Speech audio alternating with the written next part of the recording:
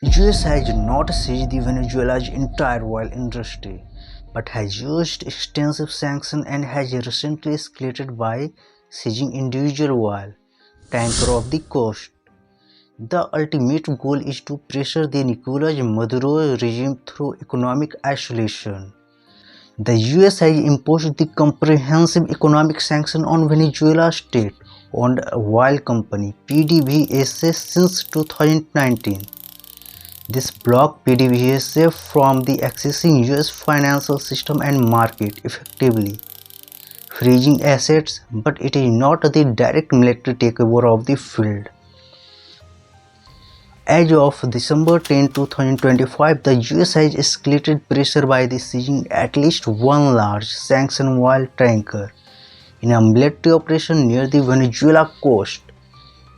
The US claims these tankers are the part of illicit network supporting the Maduro regime and potential terrorism.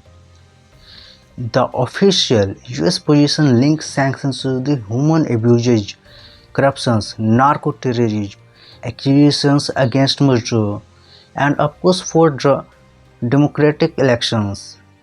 Venezuela in turn accuses the US of a barefaced robbery and international piracy to get its hands on the Venezuela's vast oil reservoir.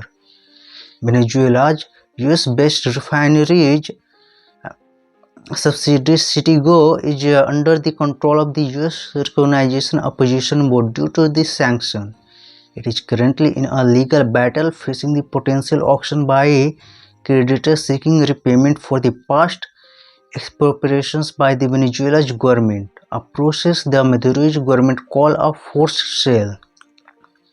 The sanctions force Venezuela to rely on allies like China, Russia, and Iran to bypass the US blockade, often creating complex shipping routes, a dark fleet of a tanker to evade detections.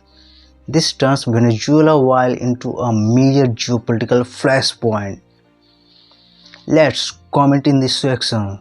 What's your viewpoint on this?